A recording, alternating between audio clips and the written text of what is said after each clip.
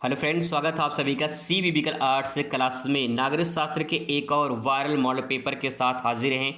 इन सभी प्रश्नों को तैयार कर लीजिए। आपके पेपर में ऐसे ही क्वेश्चन देखने को मिलेंगे और ऐसा ही पेपर आपको देखने को मिलेगा। तो इस प्रकार से पेपर पैटर्न देख लीजिए, ठीक है। और कैसे क्वेश्चन कितने शब्दों में लिखना है सब कुछ यहाँ पे लिखा रहता है। जैसे कि आपका जो 11 से लेकर 20 नंबर क्वेश्चन रहेगा, इसमें अतिलघुत्तरीय प्रश्न रहेंगे। इसका सब जो है शब्द सीमा 10 शब्दों में दिया रहता है, मतलब एक लाइन में आपको आंसर कंप्लीट कर देनी है। और ऐसे ही 21 से 26 लघु उत्तरीय फर्स्ट रहता है, ये 50 शब्दों में लिखना रहता है। ध्यान रखिएगा कि आपको जो है एक पेज में 2 आंसर लिखना है, ठीक है। एक पेज में 1 से या 2 आंसर, ठीक है, ऐसे लिखना है। इसके बाद जो लघु उत्तरीय सेकंड है वो आपको 1 से 1.5 पेज में इसका आंसर देना है, 1 से 1.5 पेज में। इसके बाद जो लॉन्ग रहेगा ये कम से कम 250 शब्द लिखना रहेगा, तो कम से कम 2 से 2.5 पेज में आपको आंसर देना पड़ेगा, तभी पूरा नंबर आप लिख मतलब कि पूरा नंबर आपको मिलेगा, ठीक है। इस बात का ध्यान रखेंगे। आगे क्वेश्चन बात करते हैं बहुविकल्पीय क्वेश्चन। तो यहाँ पे क्वेश्चन पहला कि बांग्लादेश का गठन कब किया गया। तो बांग्लादेश का गठन 1971 में किया गया। आगे है क्वेश्चन नेक्स्ट आपके सामने है। क्वेश्चन है कि कह रहा है कि किस दशक को स्वतंत्रता का दशक कहा जाता है। तो ये 70 है, 1970 में इसका राइट आंसर हो जाएगा। नेक्स्ट है राज्य पुनर्गठन अधिनियम कब पास हुआ था। तो राज्य पुनर्गठन अधिनियम जो है 1956, इसका राइट आंसर हो जाएगा।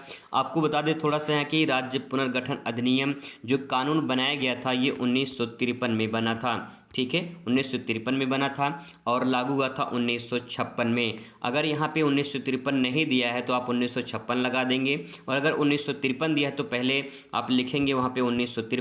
लेकिन ध्यान रखा कि अगर क्वेश्चन पूछा जाए कि आप राज्य पुनर्गठन अधिनियम कब पारित हुआ था, तब 1953 होगा, ठीक है।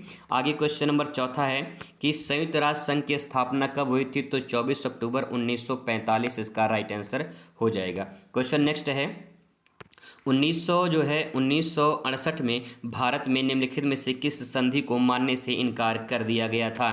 तो यहाँ पे NPT इसका राइट आंसर हो जाएगा, ठीक है, NPT। क्वेश्चन नेक्स्ट है वैश्वीकरण किस प्रकार की अवधारणा है। तो वैश्वीकरण है ये बहुआयामी प्रकार की अवधारणा है। नेक्स्ट है पर्यावरण स्टॉकहोम किस वर्ष आयोजित किया गया था। स्टॉकहोम राजधानी है स्वीडन की, और यहाँ पे 1972 में पर्यावरण संरक्षण संबंधित जो है आयोजन किए गए थे। क्वेश्चन बात करते हैं नेक्स्ट है कि ऑपरेशन ब्लू स्टार किस राज्य में उग्रवाद को समाप्त करने के लिए चलाया गया था। तो इसमें राइट आंसर आपका पंजाब हो जाएगा। क्वेश्चन है नेक्स्ट 1975 में जब आपातकाल की घोषणा की गई थी तो उस टाइम पे जो है भारत के प्रधानमंत्री कौन थे। तो भारत के प्रधानमंत्री कौन थी, यानी श्रीमती इंदिरा गांधी। नेक्स्ट है संपूर्ण क्रांति का जनक किसे कहा जाता है। तो संपूर्ण क्रांति का जनक जयप्रकाश नारायण को कहा जाता है, ठीक है। इस प्रकार से 10 बहुविकल्पीय क्वेश्चन पूछेंगे, इसका उत्तर भी आपको यहाँ पे मिल जाएगा। PDF जब आपको देंगे तो आपको जो है यहाँ पे आसानी होगी इसको रिवाइज करने में। आगे है इस प्रकार से क्वेश्चन आपको देखने को मिलेंगे। 2 नंबर का क्वेश्चन रहेगा, इसीलिए 10 शब्द लिखना है। तो आपको ऐसे लिखना है जिससे आपको पूरा 2 नंबर मिल जाए, क्योंकि दोस्तों लिखने की शैली जो है आपको अगर पता चल गया तो आप अच्छे नंबर से क्वेश्चन को लिखकर पूरा नंबर प्राप्त कर सकते हैं। तो यहाँ पे जो है आप हेडिंग डालेंगे पहले साझी संपदा, ठीक है। साथ साथ में मैं आपको ये भी बताऊंगा कि अगर क्वेश्चन नहीं आएगा तो कैसे आप बना के लिखेंगे।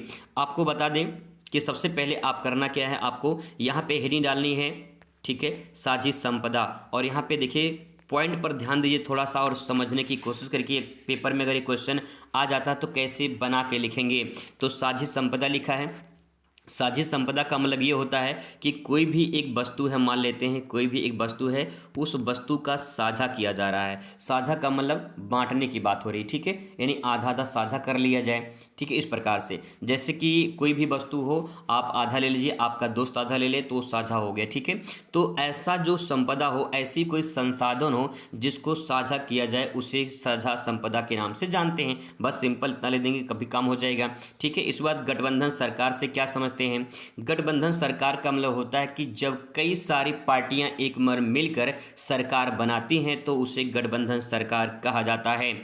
इस पॉइंट को आप ऐसे भी लिख सकते हैं, जैसे मान लेते हैं कि कोई A पार्टी है, कोई B पार्टी है, ठीक है, कोई C पार्टी है और कोई D पार्टी है। ये पार्टी के नाम हम मान लेते हैं, और ये सभी पार्टियां जो हैं A B सब मिलकर एक जो है चुनाव लड़ती हैं, ठीक है, और जब चुनाव जीत जाती हैं तो इस प्रकार के जो सरकार बनाएंगे इन्हें गठबंधन की सरकार कहा जाएगा, क्योंकि सभी पार्टियां आपस में मिलकर सरकार बना रही हैं। तो गठबंधन कब होता है, जब कई पार्टी आपस में मिल जाए, ठीक है। आगे है मध्यावधि चुनाव किसे कहते हैं। मध्यावधि चुनाव का मतलब ये होता है कि जब सरकार मान लीजिए गिर जाए बीच में, या फिर कोई भी दिक्कत परेशानी हो जाए, तो जब चुनाव पूरा होने से पहले, नहीं 5 साल का चुनाव मतलब होता है, जैसे कि लोकसभा विधानसभा का या कोई ग्राम प्रधान का चुनाव होता है, तो 5 साल के लिए होता है। अब 5 साल से पहले अगर जो है सरकार गिर जाए या कोई भी प्रॉब्लम हो जाए, 5 साल से पहले ही चुनाव कराया जाता है, तो उसे मध्य अवधि चुनाव कहा जाता है। देखिए नाम से लिखिए स्पष्ट यहाँ पे मध्य अवधि, मध्य मतलब बीच में, ठीक है, यानी ये है सर्कल मान लीजिए, तो ये मध्य हो जाएगा, इसका मध्य हो जाएगा। तो ना तो आर है ना तो पार है, ठीक है, बीच का भाग है। तो यहाँ पे वही है कि मध्यावधि चुनाव, जब कोई चुनाव कार्यकाल पूरा होने से पहले कराया जाए तो उसे मध्यावधि चुनाव कहते हैं। सिंपल, ठीक है, 10 शब्दों में आराम से हो जाएगा। इसके बाद ऐसे क्वेश्चन पूछा जाएगा कि पृथ्वी सम्मेलन किस समस्या को लेकर आयोजित किया गया था। तो अगर आपको क्वेश्चन समझ में नहीं आएगा तो पृथ्वी सम्मेलन, पृथ्वी संरक्षण की बात हो रही है, तो पृथ्वी क्या करना है, संरक्षण करना है। तो इस प्रकार से आप बना के ले देंगे तब भी आपका काम हो जाएगा कि पृथ्वी संरक्षण को लेकर जो है, या पृथ्वी पर जो भी विभिन्न प्रकार के प्रदूषण फैलते हैं उन समस्याओं के समाधान के लिए पृथ्वी सम्मेलन किया गया था। बस इतना लेंगे तब भी काम हो जाएगा, ठीक है। ऐसे ही देखिए यहाँ पे क्वेश्चन है कि वैश्वीकरण से क्या अभिप्राय है, इसका उत्तर भी मैं आपको दिखाऊंगा, ठीक है। तो यहाँ मैं आपको बता रहा हूँ कि कैसे बनाकर लिख सकते हैं जब क्वेश्चन का आंसर नहीं आएगा। तो यहाँ पे वैश्वीकरण है, वैश्वीकरण का मतलब ये होता है कि पूरे विश्व स्तर पर किसी चीज़ को फैला देना। जैसे मैं कोरोना का एग्जाम्पल लेता हूँ, तो कोरोना जो है चाइना से निकला कोरोना, ठीक है। अब कोरोना जो है चाइना से निकलकर पूरी दुनिया में फैल गया, तो कोरोना क्या है, एक वैश्वीकरण है, यानी महामारी हो गई है। तो ऐसे ही जब कोई अपना व्यापार, अपनी संस्कृति किसी अन्य देशों में फैल जाए, ठीक है, किसी अन्य देशों में फैल जाए, तो उसे हम वैश्वीकरण के नाम से जानते हैं। इसके बाद है अल्पमत सरकार किसे कहते हैं। देखिए अल्प मतलब क्या होता है, अल्प मतलब होता है थोड़ा, ठीक है, और मत मतलब क्या होता है, मत मतलब होता है विचार, वोट देना। जैसे लोग जो कहते हैं ना मतदान करना, तो मतदान करना मतलब क्या होता है, वोट देना। तो जब कोई सरकार, ठीक है, जब कोई सरकार कम मत पाती है और सरकार बनाए तो उसे अल्पमत का जो है नाम दिया जाता है। तो आप ऐसे लिखेंगे, जब कोई सरकार कम वोट पाकर अपना सरकार बनाती है तो उसे अल्पमत कहा जाता है, ठीक है। 100% सही हो दोस्तों, पूरा नंबर मिलेगा, कोई काट नहीं सकता है। इसके बाद अगला है यहाँ पे कि देश के विभाजन से प्रभावित होने 2 राज्यों का नाम लिखिए। तो देश के विभाजन से प्रभावित एक तो पंजाब था, पंजाब राज्य था, और एक दूसरा बंगाल राज्य था, ठीक है। ये 2 ऐसे राज्य थे जो देश के विभाजन वक्त जो है प्रभावित हुए थे। आगे है WTO क्या है, इसका पूरा नाम क्या है। तो देखिए W मतलब होता है वर्ल्ड, ठीक है, W मतलब होता है world trade, T for trade हो जाएगा, T फॉर ट्रेड, ठीक है, वर्ल्ड ट्रेड ऑर्गेनाइजेशन, ठीक है, ऑर्गेनाइजेशन।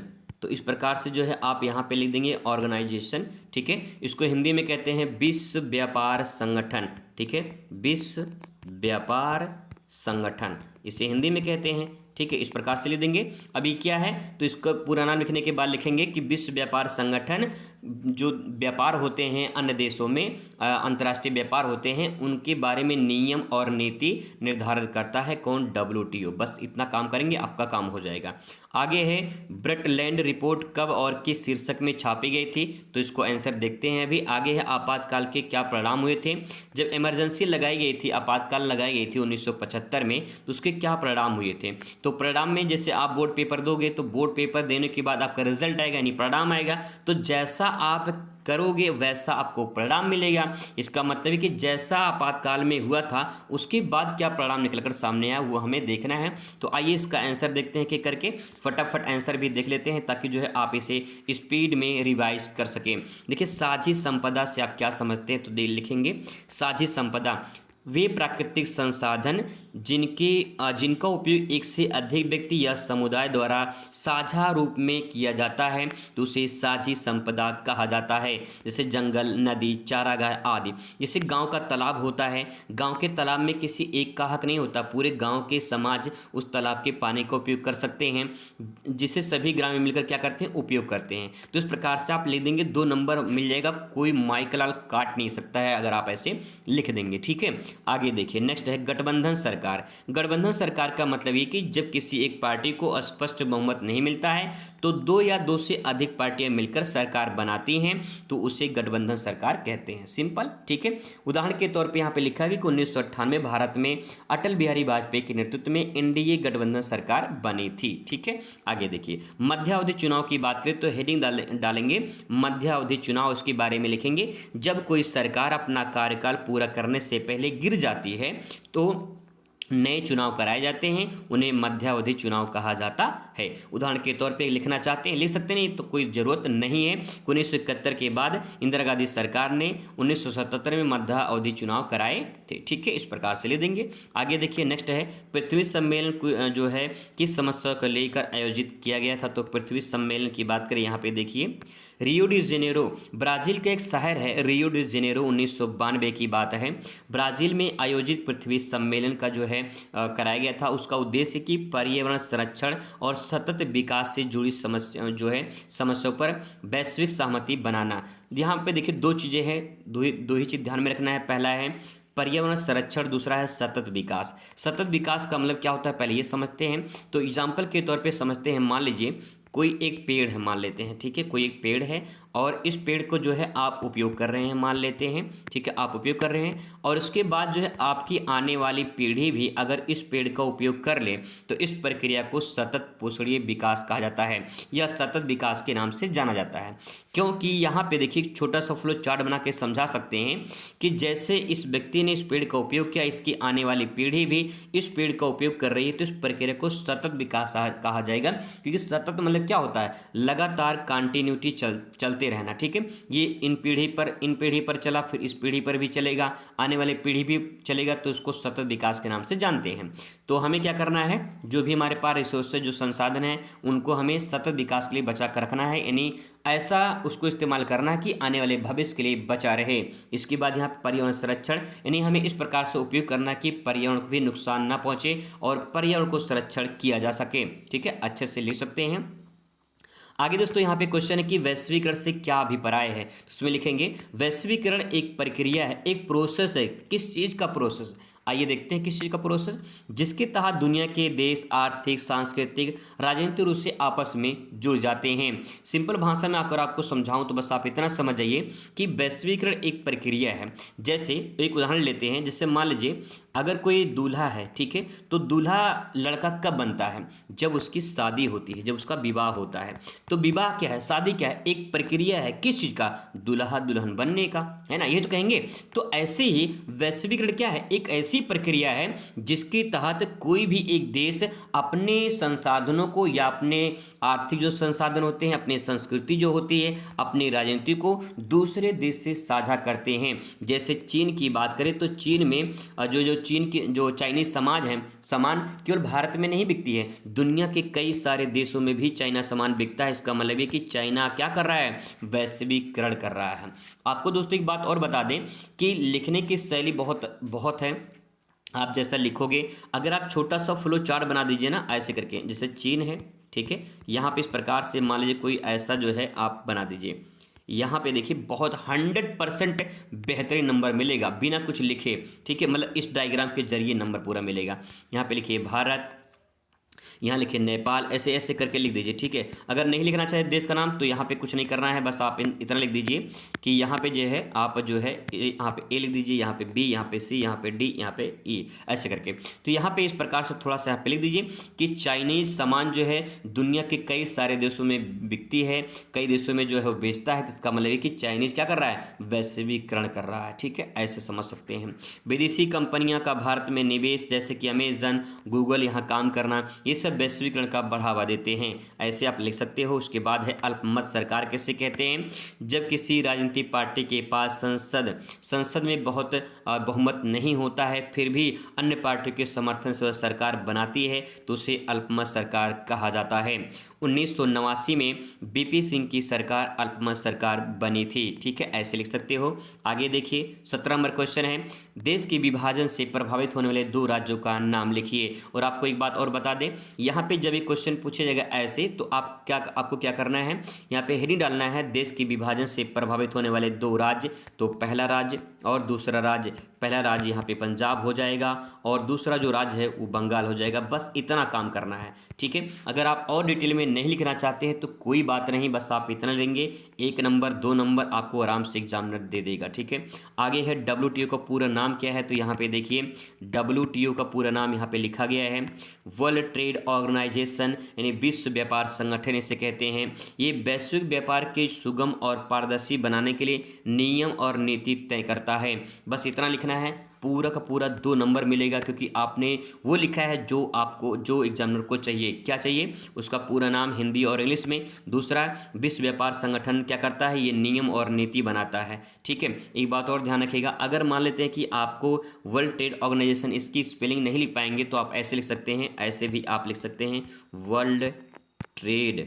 ठीक है, ऐसे भी लिख देंगे तो आपका काम हो जाएगा ऑर्गेनाइजेशन। ठीक है, ऑर्गेनाइजेशन ऐसे भी आप लिख देंगे, तब भी जो है आपका काम हो जाएगा। ठीक है, ऐसे हिंदी में लिख दीजिए। ठीक है, आगे देखिए ब्रटलैंड रिपोर्ट कब और किस शीर्षक में छापी गई थी, तो यहाँ पे देखिए इसका आंसर दिया गया है। आंसर ये है कि यहाँ पे 1987 में ब्रटलैंड जो रिपोर्ट है 1987 में आवर कॉमन फ्यूचर शीर्षक के साथ प्रकाशित हुई थी। इसमें सतत विकास की अवधारणा को है बढ़ावा दिया गया था। तो इस प्रकार से इसका आंसर दे सकते हैं। आगे है कि आपातकाल के परिणाम क्या हुए थे, तो 1975 में इंदिरा गांधी द्वारा लगाए गए आपातकाल के कई परिणाम निकलकर सामने आए थे। जैसे पहला, जो नागरिक थे उनके अधिकारों को निलंबन कर दिया गया था, यानी जो नागरिकों को अधिकार दिए गए थे, मौलिक अधिकार, उसको खत्म कर दिया गया था। दूसरा पॉइंट, विपक्षी नेताओं को गिरफ्तारी कर दी गई थी।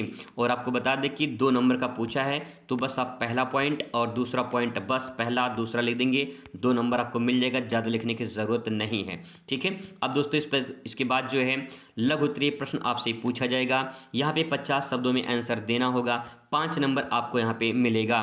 कोशिश करिएगा कि 50 शब्दों का मतलब होता है कि 5 से 6 लाइन में। ठीक है, इससे ज़्यादा नहीं होता है, लेकिन आप कोशिश करिएगा कि जो है एक पेज में 2 या 1 ही क्वेश्चन आप लिखें तो ज़्यादा बेहतर होगा। इस प्रकार से क्वेश्चन देखने को मिलेगा। संयुक्त राज्य अमेरिका और सोवियत संघ की विचारधाराओं को किन्हीं 2 विशेषताओं को बताना है, तो पहली विशेषता और दूसरी विशेषता लिख देंगे। इस प्रकार से 2.5 नंबर आपको 5 नंबर मिल जाएगा। ठीक है, ऐसे ही क्वेश्चन पूछा जाएगा आपसे कि असम आंदोलन संस्कृति अभियान और आर्थिक पिछड़ेपन की मिलीजुली अभिव्यक्ति थी, तथ्य पर उदाहरण सहित स्पष्ट कीजिए। ऐसे ही क्वेश्चन आसियान के निर्माण क्यों किया गया, वह अपने उद्देश्य की पूर्ति में सफल है, इसके पक्ष में अपना विचार स्पष्ट कीजिए। ठीक है, ऐसे क्वेश्चन पूछा जाएगा। आइए इसका उत्तर देखते हैं। तो पहला यहाँ पे है, मतलब कि 21 नंबर क्वेश्चन है, संयुक्त राज्य अमेरिका और सोवियत संघ की विचारधाराओं की 2 विशेषताएं। तो पहली विशेषता है, इसमें पहले लिखेंगे संयुक्त राज्य अमेरिका के बारे में। तो देखिए संयुक्त राज्य जो अमेरिका है ये पूंजीवादी विचारधारा है, तो ये पहली पॉइंट हो जाएगी। अमेरिका के लोग मानते थे कि पूंजीवाद को बढ़ावा दिया जाए, तो ये लोग जो है पूंजीवाद की विचारधारा के लोग थे। यहाँ निजी संपत्ति, उद्यमिता, लोकतांत्रिक व्यवस्था को बढ़ावा दिया जाता था। निजी संपत्ति का मतलब ये है कि जिस मोबाइल से आप देख रहे हैं, हो सकता है कि आपका मोबाइल हो, या आप जिस घर में देख रहे हैं वो आपका घर हो। निजी संपत्ति का मतलब होता है खुद का मालिक होना।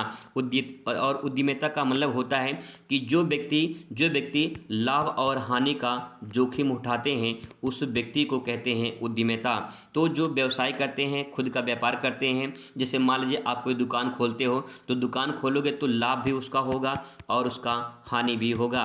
तो इसका मतलब कि लाभ और हानि कौन उठाएगा, आप ही उठाओगे। आप क्या हैं, आप उद्यमिता कहलाते हैं। ठीक है, वही चीज़ यहाँ बताया गया है। और यहाँ पे लोकतांत्रिक व्यवस्था को बढ़ावा दिया जाता है। तो इस प्रकार से आप लिख देंगे, आपका काम हो जाएगा। ऐसे ही आप लिखेंगे सोवियत संघ में, तो सोवियत संघ के लोग समाजवादी विचारधारा के लोग थे। ये लोग मानते थे कि जो है यहाँ पे जो भी संसाधन है उस पर पूरा समाज का हक है, और सरकार को इसी प्रकार से व्यवस्था करनी चाहिए जिससे सभी संसाधन को समानों से मिल सके। जहां राज्यों के स्वामित्व वाली अर्थव्यवस्था और एक दलीय शासन प्रणाली होगी, यानी सरकार मालिक होगा और उसी के आधार पे जो है सब कुछ नियंत्रण किया जाएगा। उसे समाजवादी विचारधारा का नाम दिया गया, यानी सोवियत संघ। ठीक है, आगे देखिए असम आंदोलन की बात करें तो यहाँ पे असम आंदोलन में लिखेंगे वर्ष 1979 से लेकर 1985 तक चला था ये आंदोलन, जिसका मुख्य उद्देश्य असम में अवैध प्रवासियों की पहचान कर उन्हें निर्वासित करना। इसका मतलब दोस्तों ये है कि अगर आपसे क्वेश्चन ये पूछेगा तो बस आप इतना लिखेंगे कि असम आंदोलन का मुख्य उद्देश्य ये था कि असम में जो बाहरी लोग आकर बस जाते थे उन्हीं को जो है वो विरोध कर रहे थे। जैसे मान लीजिए कोई असम का रहने वाला है और कोई मान लेते हैं कोई अरुणाचल प्रदेश का रहने वाला है, ठीक है, या पश्चिम बंगाल का रहने वाला है मान लेते हैं, तो जब अरुणाचल प्रदेश का व्यक्ति असम में चला जाएगा और वहाँ पे रहना शुरू कर देगा तो उसे प्रवास कहा जाता है। ठीक है, जब कोई व्यक्ति एक स्थान से छोड़कर दूसरे स्थान पर जाता है तो उसे प्रवास कहा जाता है और ऐसे लोगों को प्रवासी के नाम से जाना जाता है। तो असम के लोग आंदोलन इसलिए कर रहे थे क्योंकि वहाँ पे लोग बाहर से आके बस रहे थे और फिर उसके बाद जो है उनको समस्या बढ़ना शुरू हो गई। ठीक है, अब इसके बारे में लिखेंगे यहाँ पे कि क्या दिक्कत थी उनको, तो वहाँ पहला दिक्कत लिखेंगे संस्कृति अभियान। संस्कृति अभियान का मतलब ये है कि असम के लोगों को डर था कि बाहरी लोगों के आने से उनकी भाषा पर, उनकी संस्कृति और उनकी परंपराओं पर खतरा पड़ जाएगा। ठीक है, जैसे एग्जाम्पल के तौर पे लेते हैं, अगर कोई मान लीजिए महाराष्ट्र का रहने वाला है, ठीक है, महाराष्ट्र का रहने वाला है और महाराष्ट्र में अगर यूपी या बिहार के लोग जाते हैं, यूपी बिहार के लोग अगर जाते हैं महाराष्ट्र में रहने के लिए, तो अगर वहाँ के मराठी लोग ये सोचें कि यूपी बिहार के लोग अगर आएंगे तो हमारी संस्कृति जो है धूमिल हो जाएगी, हमारे भाषा पर प्रभाव पड़ेगा, तो इस प्रक्रिया को क्षेत्रवाद या भेदभाव के नाम से जाना जाएगा। तो इसीलिए जो है असम के लोग आंदोलन कर रहे थे। अगला है आर्थिक पिछड़ापन। आर्थिक पिछड़ापन का मतलब ये है स्थानीय लोग मानते थे कि बाहरी प्रवासी जो बाहर से आ रहे हैं उनको उनके कारण रोजगार के अवसर और संसाधन उन तक नहीं पहुंच पा रहे हैं। यानी मान लीजिए कि जो है जिस घर के रहने वाले हैं अगर उन घर के सदस्यों को भोजन पानी ना मिल पाए बल्कि मेहमानों को मिले और उनके घर को सदस्यों की ना मिले तो वहाँ पे थोड़ा दिक्कत हो सकती है। ठीक है, तो इस प्रकार से आप यहाँ पे इसको लिख सकते हैं। तो यहाँ पे लिखा जा रहा है कि वही आर्थिक पिछड़ेपन के कारण और जो है यहाँ पे जो सांस्कृतिक अभियान है इसके लिए असम आंदोलन चलाया गया था। ठीक है, आगे है आसियान निर्माण की सफलता के बारे में बताना है। तो यहाँ पे आसियान की बात करें तो 1967 में इसकी स्थापना हुई थी, किसकी, आसियान की, और Thailand, Indonesia, Malaysia, Singapore, Philippines आदि कुछ ऐसे देश थे जो मिलकर शांति, स्थिरता और आर्थिक सहयोग के लिए आसियान की स्थापना की थी। तो ये तो बात होगी कि क्यों स्थापना की गई थी और उसका निर्माण कब हुआ था और कुछ देशों का नाम यहाँ पे लिखा गया है। परफेक्ट नंबर मिलेगा अगर आप इस प्रकार से लिख देंगे। इसके बाद है सफलता। सफलता का मतलब ये है आसियान ने क्षेत्रीय शांति बनाए रखी, आंतरिक व्यापार और निवेश को बढ़ावा दिया, हालांकि राजनीतिक मुद्दों पर इसकी भी प्रभावशीलता सीमित रही है। इस प्रकार से सफलता के बारे में आप लिख सकते हैं। आगे है क्वेश्चन नंबर 24, यूरोपीय संघ की उपलब्धियां क्या हैं। तो यहाँ पे देखिए जो यूरोपीय संघ है, यूरोपीय संघ का मतलब एक ऐसा संगठन है जो पूरे यूरोपीय संघ को बनाए रखा है, यानी यूरोपीय जो देश हैं उनको सही दिशा में बनाए रखा है।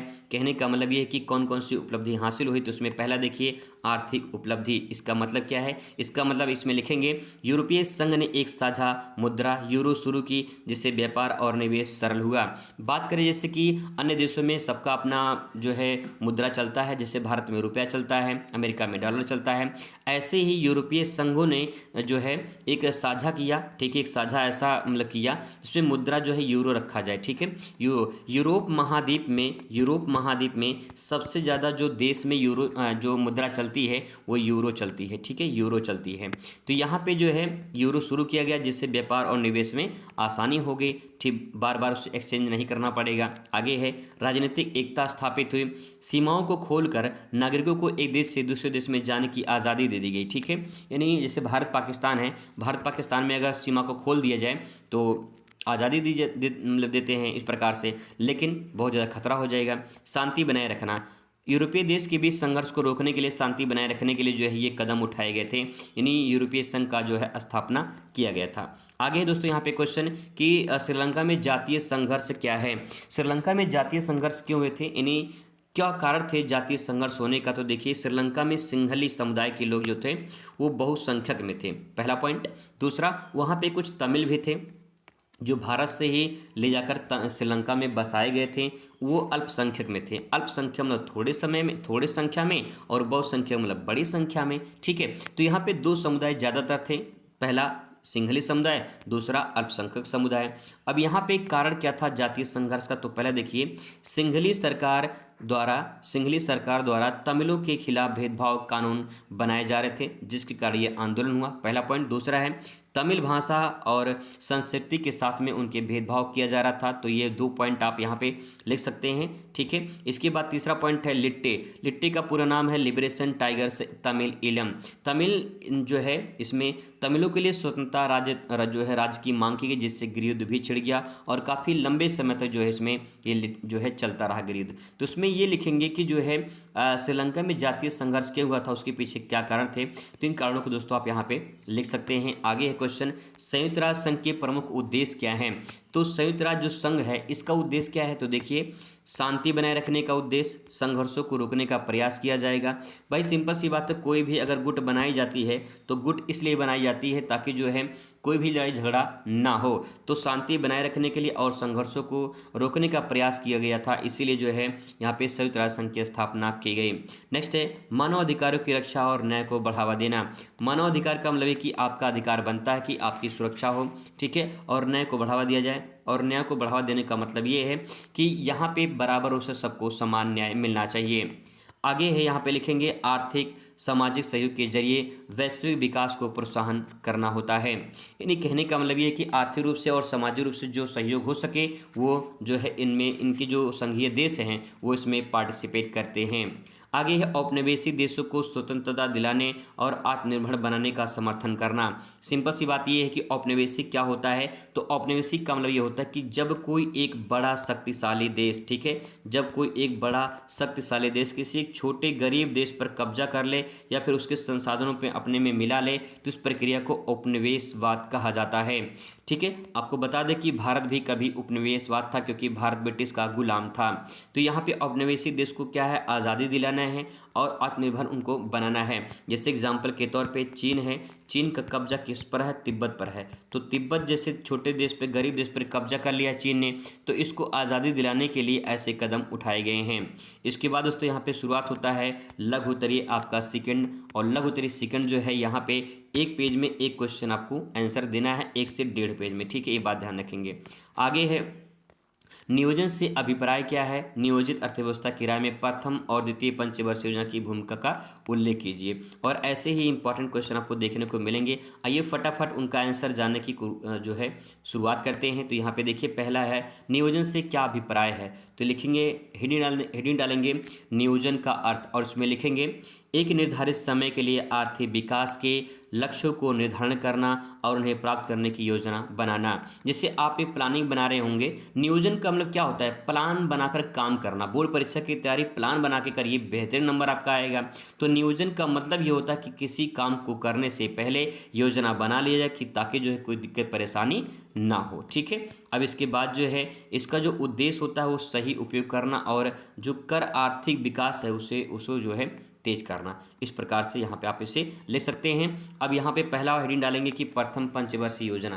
प्रथम पंचवर्षीय जो योजना है ये 1951 से लेकर 1956 तक चला था, और ये जो है हेराल्ड डोमर मॉडल पर आधारित था। हेराल्ड डोमर मॉडल पर आधारित था। ठीक है, इसमें प्रथम पंचवर्षीय योजना का मुख्य उद्देश्य क्या था, या फिर जो है इसमें किस पर ज़्यादा बल दिया गया, तो पहला पॉइंट है कृषि क्षेत्र पर इसमें विशेष ध्यान दिया गया। दूसरा है मुख्य उद्देश्य खाद्यान्न हैं उनके उत्पादन को बढ़ाना और सिंचाई सुविधा मजबूत करना, क्योंकि जैसे जैसे जनसंख्या बढ़ रही है तो खाद्यान्न की भी आवश्यकता बढ़नी चाहिए। नेक्स्ट है भाखड़ा नांगल बांध दामोदर नदी घाटी परियोजना इसी योजना का हिस्सा माने जाती हैं। भाखड़ा जो बांध है ये हिमाचल प्रदेश में पड़ता है और जो नांगल बांध है वो पंजाब में पड़ता है। दोनों एक ही नदी पर बनाए गए हैं, सतलज नदी पर, इसीलिए इसे भाखड़ा नांगल बांध कहा जाता है।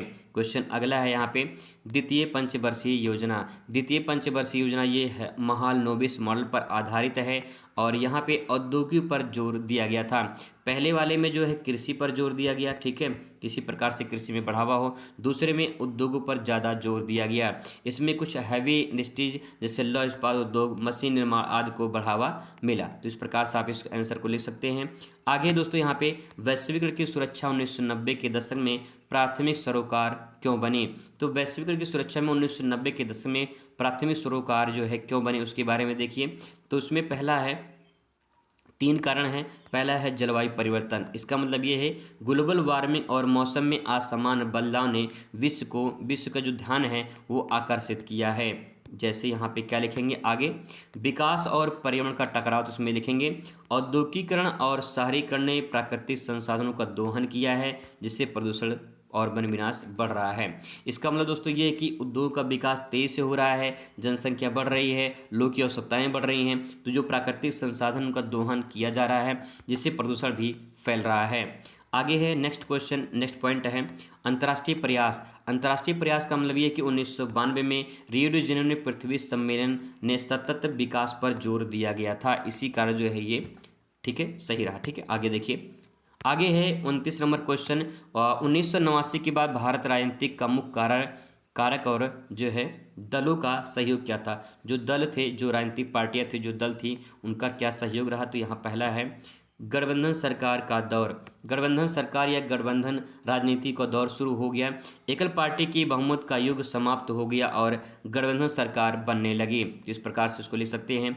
अगला है उदारीकरण क्या होता है। उदारीकरण का मतलब ये है आर्थिक उदारीकरण। 1991 में भारत में आर्थिक सुधार लिए गए थे जिससे राजनीतिक बहस को काफ़ी प्रभावित किया था। अगर सिंपल भाषा में उदारीकरण का मतलब समझना है तो बस आप इतना समझ जाइए कि उदारीकरण का मतलब होता है कि छूट देना या फिर कोई वस्तु कीमत उसमें कम कर देना। जैसे मान लीजिए 1000 की कोई वस्तु है, अगर आपको 800 रुपये मिल रही है तो आपको फ़ायदा कितने मिल रहा है, 200 रुपये का। तो जो आपको 200 रुपये छोड़ा गया है वही आपका उदारीकरण है, यानी कुछ में छूट कर दिया गया है। आगे है नेक्स्ट क्वेश्चन दोस्तों, यहाँ पे है आंदोलन और क्षेत्रीय दल। इसका मतलब यह है कि मंडल आयोग की सिफारिशों ने पिछड़े वर्गों के आरक्षण का मुद्दा गरमाया जिससे कई क्षेत्रीय दल उभरे। आगे है यहाँ पे नेक्स्ट पॉइंट, यहाँ पे है राजनीतिक दलों का सहयोग। राजनीतिक दलों का सहयोग का मतलब ये है कि यहाँ पे विभिन्न दलों ने गठबंधन सरकार जो है बनाना शुरू कर दिया, जैसे राष्ट्रीय मोर्चा, संयुक्त मोर्चा, कुछ ऐसे और पार्टियाँ थी जो इसमें अपना योगदान देती हैं, सहयोग देती हैं। आगे है क्वेश्चन, नेक्स्ट पॉइंट है यहाँ पे भारत की दलीय व्यवस्था पर आपातकाल जो है इस पर टिप्पणी लिखिए। तो आपातकाल 1975 से लेकर 1977 के बीच चलाया गया था। और यहाँ पे जो है लिखेंगे विरोधी दल का एकजुट होना।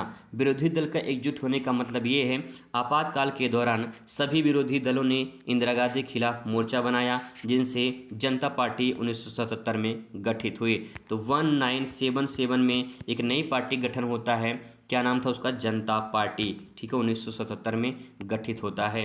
आगे है क्वेश्चन नेक्स्ट है लोकतांत्रिक चेतना क्या है।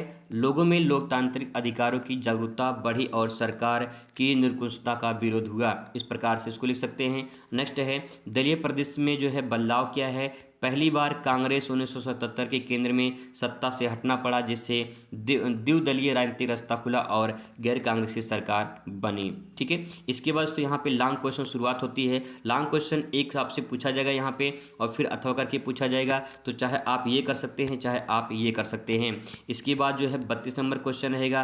तो 32 नंबर क्वेश्चन में भी आपको अथवा करके दिया रहेगा, तो आप चाहे ये करिए चाहे ये वाला करिए। ठीक है, बहुत से लोगों के मन में डाउट ये होता है कि मान लेते हैं कि 31 नंबर क्वेश्चन दोनों नहीं आ रहा है, तो क्या हम 32 नंबर का क्वेश्चन जो है यहाँ पे दोनों कर सकते हैं। ठीक है, दोनों कर सकते हैं। या फिर 32 का दोनों जो है दोनों नहीं आ रहा है तो क्या हम 31 का कर सकते हैं दोनों। ऐसा नहीं करना है। ठीक है, ऐसा नहीं करना है। 31 नंबर क्वेश्चन में से आपको दोनों में से कोई एक तो करना ही करना है। ठीक है, चाहे आए या ना आए बना के कुछ ना कुछ जरूर लिखना है। इसके बाद जो है ऐसे ही 32 नंबर में से चाहे आप ये करिए चाहे आप ये करिए, इसमें कोई दिक्कत नहीं है। ठीक है, दोनों में से कोई एक करना होता है। है। तो इस प्रकार से इन दोनों क्वेश्चन का आंसर देना है दोस्तों। इसके बाद जो है इसका आंसर यहाँ पे देखिए आपको मिल जाएगा। तो पीडीएफ जब आपको यहाँ पे देंगे तो पीडीएफ में आपको सब कुछ यहाँ से मिल जाएगा। एक बार फटाफट उससे एक बार रिवाइज कर लीजिए, पढ़ लीजिए, ताकि जो है आप अच्छे नंबर से पास हो जाए। इसके पीडीएफ के लिए जो है आपको कमेंट करना होगा, एक नंबर है, इस पर कमेंट करिए, व्हाट्सएप पे आपको मैसेज आपको मतलब भेज देंगे, ठीक है। 83 82 92 47 99, ये जो है आपका व्हाट्सएप नंबर है, मतलब कि व्हाट्सएप नंबर है, इस पर आप मैसेज करेंगे तो आपको मिल जाएगा। मिलते हैं इस वीडियो में। Thanks for watching.